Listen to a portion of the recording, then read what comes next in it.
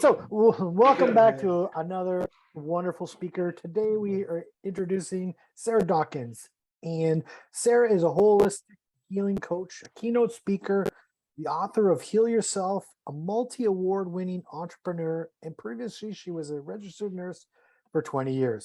Sarah has extensive experience in health and wellness from her many years in nursing, an insatiable drive to improve overall health through nutrition and natural means. So welcome for joining us today, Sarah. Oh, thank you so much for the invite, Chris. It's great to be here with you. Yeah, excellent. So we're just going to go over some questions and, I'd love to hear, your story. So really, we want to know what you do. Where were you? What happened? Like, why did you get inspired to do what you do? Okay, so I was a registered nurse for about 20 years. And I went into nursing because I wanted to help people, I wanted to care for people.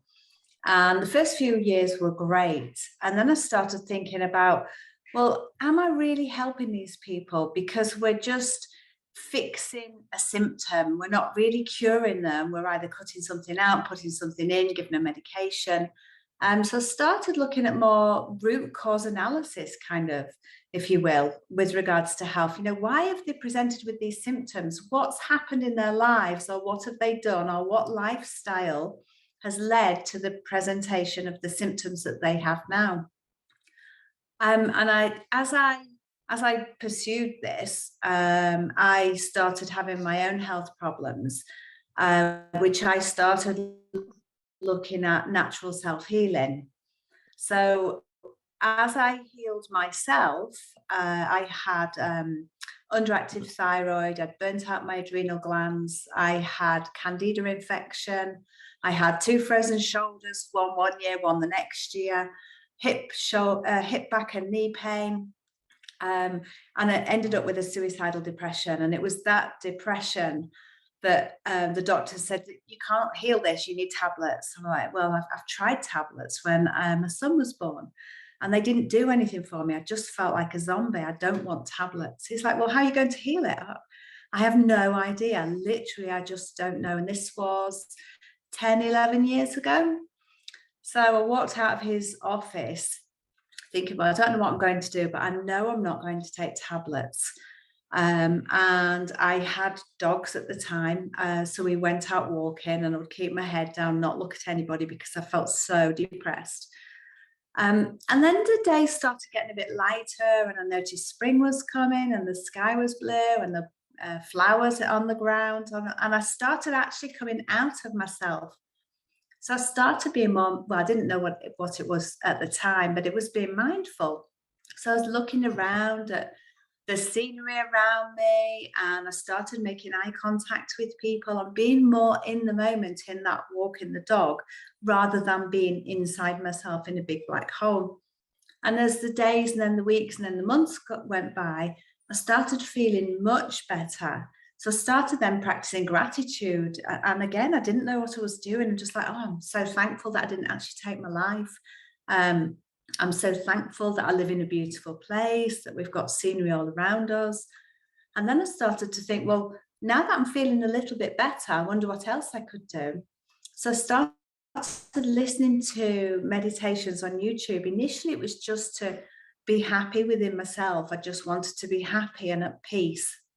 And then I started thinking, well, what can I do in my future? Well, I'd like to be an entrepreneur, and then I'd like to be a successful entrepreneur. And I dared to think that that was possible as I was coming out of the depression.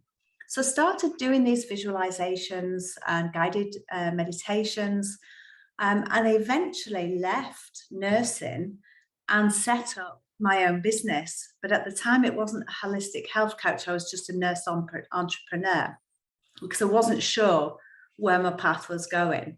But I knew it was something natural, and I knew it was within the healing field.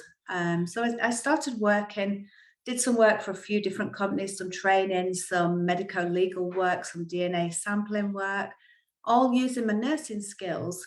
Again, trying to help people, but not really getting to where I wanted to be. And at the same time, my health was improving. and I'd improved my lifestyle. I'd started eating better, doing a bit more exercise, taking on board more water, sleeping better. And as I was doing all of that, I started to heal my thyroid. And over the next few years, by the change of my lifestyle, my adrenal glands started to function better. And I could tell that because my blood pressure was coming back up to a near normal level, because it was absolutely rock bottom. And as I started to feel better and make changes in my lifestyle, I'm thinking, well, I feel a whole lot better, you know, and what else can I do? And that's when I thought I need to help people to know what I've done to heal myself naturally. And I need to help people to do that and understand why they're sick, what's making them sick. But it wasn't until I started my health coach, well, it was an accredited master coach course that I undertook. And then obviously we specialized. Wasn't until I did that, and the lady who took the course was very spiritual, that we did some spiritual and emotional and mental healing, that I realized I'd come a long way with the physical stuff, but I had never addressed the mental, emotional, spiritual stuff. So in doing that, starting on my course, once I'd finished my course, I pursued that and did more of that and felt a whole lot better. And that's when I'm like, right, I'm ready now to go and help people. I understand that we need to not just heal the physical, we've got to look at the mental, emotional, spiritual as well. And it's about our connection to ourselves as well as our connection to others. And that really started the ball rolling for me leaving nursing. And I actually deregistered as a nurse because I figured that that wasn't a route. It had started me on the path I needed to get to, but I no longer resonated with what nursing was about. And that's why I became a holistic health coach, to help other people. And then after I started coaching these people, I started writing my book about how I'd healed, to help other people to understand how they could heal if I couldn't coach them or couldn't reach them. So it's a long journey to get to where I've got to now. I just really absolutely love everyone's story, and it's always different. But I love yours is different. So what you're saying is, like, a lot of people think, I mean, you slid into some kind of depression, but you didn't read anything. You didn't, like, what was that? You just became mindful and started practicing gratitude on your own without this came to you. This wasn't something you had to read or something you had to. That's amazing. So I just wanted to highlight that, because I think a lot of people feel like, you know, there's something they need to, that's outside of them, that they need something, you know, and you got your answers within, and that's, you know, I mean, I love that story. So thank you for that. Yeah. So I just wanted to highlight Thank you. I feel like a lot of times they feel like, you know, once they take that one course, or once they read that book, once they do that meditation, and everything's going to fall into place. And it's really, you know, it wasn't until you really went within, and I love that story. So, and no one put it like you did. Yeah. So awesome. So thank you. Yeah. You're welcome. And the physical, so many people, and myself included as a nurse, concentrated on that physical. Right. And I thought, you know, I'll eat more vegetables, I'll drink more water, I'll do more exercise. And I've got to feel better, right? It's got to be the only way to feel better. But it wasn't until I did my coaching I realized there was other elements that needed to be addressed as well, because you can only get well so far on that wellness journey through the physical. The mental, emotional, and spiritual have to be addressed. Right. That's awesome. So how do you help people, and what would or should a client expect when they come to see you? Sure. So I get them to become a little bit uncomfortable, and I ask them to look at their belief system. Where are the origins of their beliefs? Are they really their beliefs, or are they borrowed from people when they were children? Are they other people's beliefs that they've just held on to, and they believe that because their parents and caregivers and school teachers and friends believe that? So I get them to start looking at that, but I also get them to look at their lifestyle. What are their thoughts? Who are their friends? How are they living their lives? And it's the whole, and that's why it's holistic. Healing isn't just on a single plane. It's got to be holistic. You've got to look at everything to heal. You can't just look at one plane, like I said, the physical. So their thoughts and beliefs, a lot of people don't understand how they play into the sickness role. So it's about addressing those as well. So we can address the physical, but it's addressing their thoughts, belief systems, their emotional, and their spiritual, about a connection within themselves, or to a God, if that's what they believe, or the divine, or an energy, or the universe, or an inner wisdom, whatever name they want to give that. There is something that they need to connect to. That's excellent. Okay, cool. How is it that you differ from other therapists? Like, what separates you from other people? Like, why should people come to see you? I think because of my background as a nurse, I understand how the disease process works, but also how the medical model treats that disease process. And as I say, I then get them to step outside of the medical model and look at their lifestyle as a whole, and their whole life as far back as they can remember, and look at how their childhood impacts their life now. Because many people will say, I had a great childhood.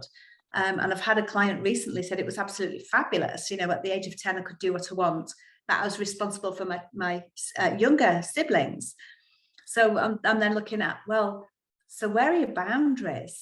What boundaries were modeled to you if you could do what you wanted at the age of 10? And how is that impacting your life now with a lack of boundaries?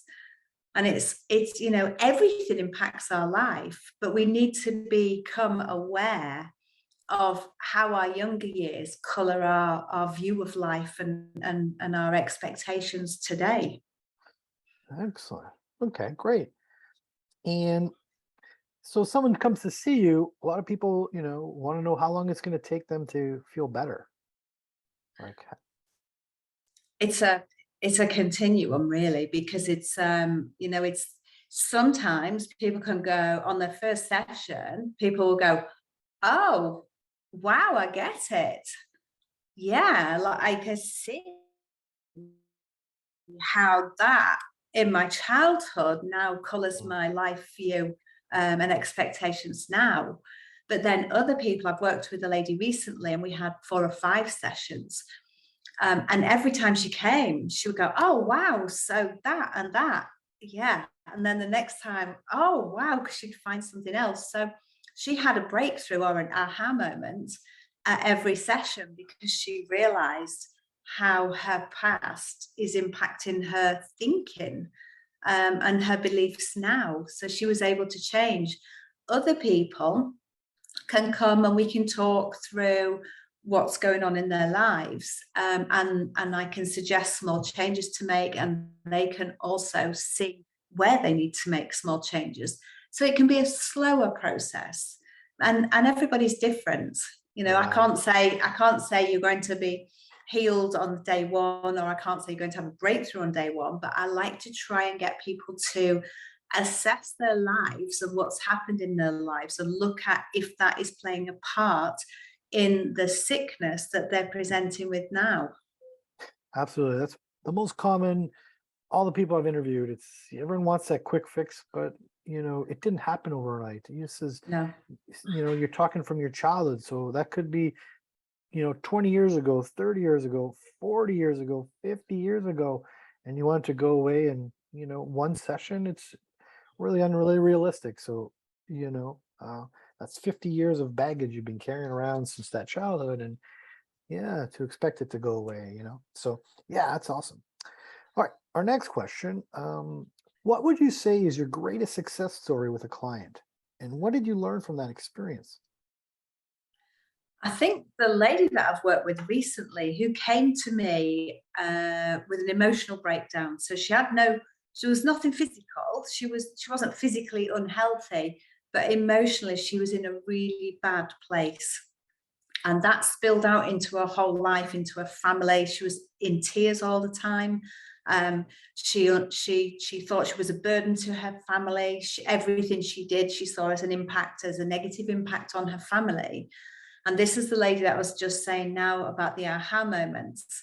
Once we started talking and I got her to look back over her life, and she saw things that had happened, and she still had that same belief system because she was running on autopilot. She hadn't become aware of what had happened and how that had impacted her and how that was colouring her life view now.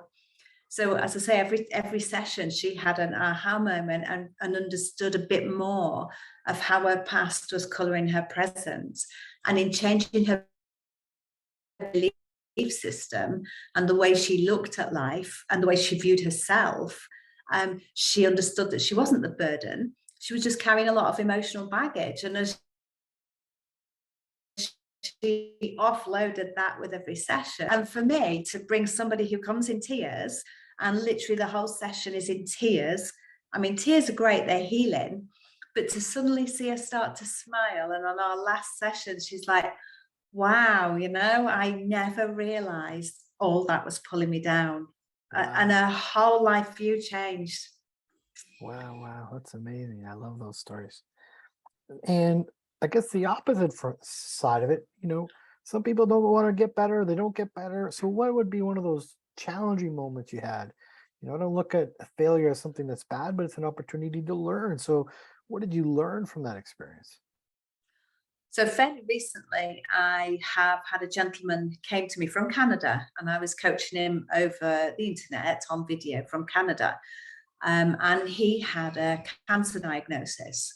So we were starting to work through and look at his diet, his lifestyle, his thoughts, beliefs. And he started talking about his marriage and the issues within it. And, I'm coming from a non-judgmental position. All my aim is to make people look at their lives out of autopilot and see what's going on and understand where the problems are coming from.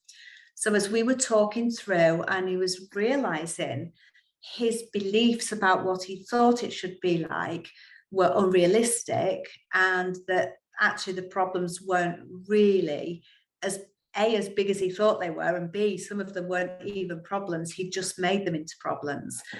So we were working on a every weekly basis, and then he messaged me and said, his wife doesn't like how much information he's sharing about their relationship with me. And because it's upsetting his wife, he needs to cancel his session. And I totally get it. Absolutely get it. And we cancelled the session. And there's no judgment from me. I wanted to help him to heal. Right. So he needed to understand his thoughts and beliefs. But his wife was embarrassed or didn't want him to share information about their personal relationship, and saw that as a real problem. So I don't see him anymore. That's just unfortunate. Yeah, that's unfortunate. I mean, for him, yeah. Because from a non-judgmental point, I'm just merely exploring what 100%. He's telling me. Right. Is it really true? How would you feel if the boot was on the other foot? Would you still feel the same, or would it be different? Is your wife's responses what you would expect if it was you? You were the wife? Would you respond the same way, or would you respond differently? Right. I think she was feeling threatened, the wife, I would say, in that case, right? I mean, there's something was going on. Possibly. But, at the end of the day, I'm just wanting to help him to understand his own 100%. Thoughts and behaviors to help him to heal. Right. That's such a sad story for the gentleman. So last question. Second, almost there. What are you currently working on in your field, in your industry, in your work that you're really excited about, or really that inspires you today? Oh, wow. So after I wrote my book, I wrote a course of 10 modules. And as I'm learning more and more about healing, because life's one big lesson, right? Yes. I decided to expand that course into 20 modules. So I've broken down some of the modules that were larger, and I've integrated other parts of healing since I've become more aware of it. And I've reached out, like I did with my book, to find healers. I've reached out to coaches within those areas to see if they wanted to write one of the modules for my course. And I think I've got 9, 10, 11 coaches. I've just today taken another lady on board to write about quantum healing and how we can tap into the quantum to heal. I know a little bit about it, but not enough to write a module. And she said she will do that. So my course is still in progress, but there is a wait list that's accessible on my website if anybody wants to sign up to it. And I will be outsourcing my course onto a platform called Teachable, I think it's called. So if anybody wants to access my course, they can go to my website, sarah.dawkins.com, and join the waitlist, and I will give them discounts when my course is finally written and uploaded. Okay, but and what should they expect from the course then? Because that's like these are 20 modules. What should they expect from if they take it? Like what would you? I'm hoping that it will open their eyes more into what healing is about. It's, as I say, it's not just about the physical. And the possibilities, but it will also show them coaches within the specific areas of healing. So you could say, there's a physical coach, a mental coach, emotional coach, and a spiritual coach, but then they're broken down into quantum healing, mindfulness and gratitude, meditation, physical intermittent fasting, different food and nutrition. So I've broken everything down into as small as I can get it.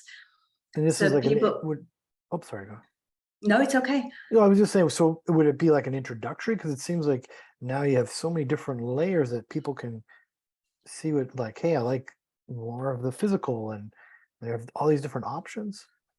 It's going to be a module at a time, or they can buy the whole module, the whole course together. I'm going to have both options. Oh, okay, great. But it's just to let them know that they can, to open their eyes really as to what healing involves, because they might not have thought about some things. Sure. And hopefully they'll be able to heal themselves through working through the modules in my course, because it covers so many different aspects of the healing modalities. Right. Gotcha. Okay, great. I love it.